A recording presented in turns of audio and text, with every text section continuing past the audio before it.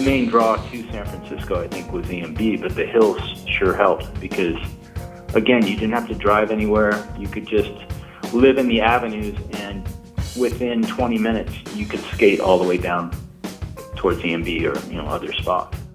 We would use the bus basically to go up the hills like a chairlift and skate down the avenues, which had banked driveways and whatnot. Imagine a pack of 10 guys just going up on the bus and skating all the way down over and over all day. And that's pretty much what we did as kids.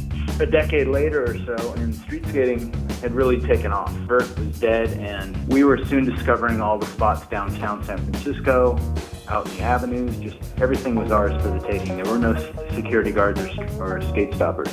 It was just a wide open skateboard park. San Francisco is only 49 square miles, 7 by 7. And within that mileage, you have just hills all over the place. And they all divide different neighborhoods. Tommy Guerrero was the first guy that really broke out the street skating scene. And he was featured, obviously, in the Bones Brigade video. And showed him going down the driveways on 17th Avenue.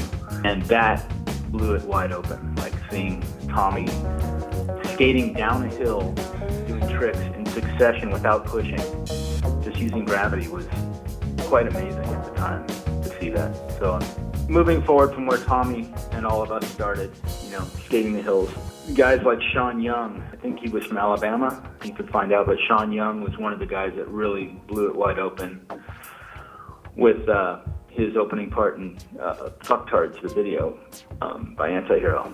So he would just point it straight, no sliding, just time the intersection lights and go. And he actually, back to the Antihero video, he bombed Gulf Street. He bombed that in the rain at night, which is just insane. Just one of the gnarliest things that's ever happened, in San Francisco hill skating. As a benchmark today, I don't know if anybody wants to match that. It's pretty crazy.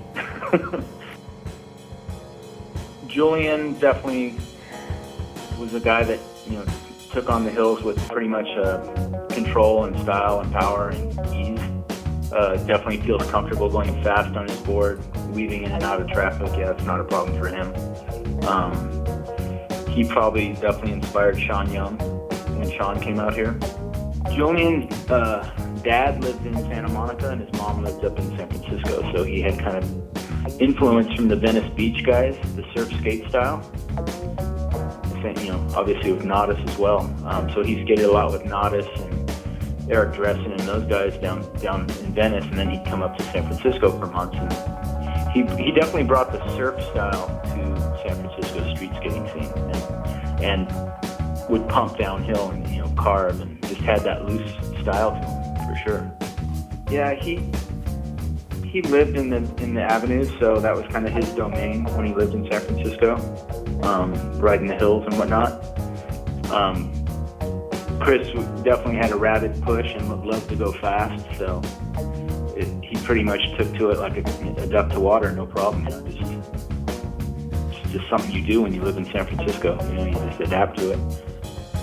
But by and large, most of the guys that moved to San Francisco, like Dan Drehobl, Frank Gerwer, all these guys definitely took on the hills with no problem. Frank's switch bomb, down the avenues is another thing that's just like remarkable. Yeah, he gets the speed wobbles going switch and he pulls it off. What the hell, man? Yeah, his part just blew my mind.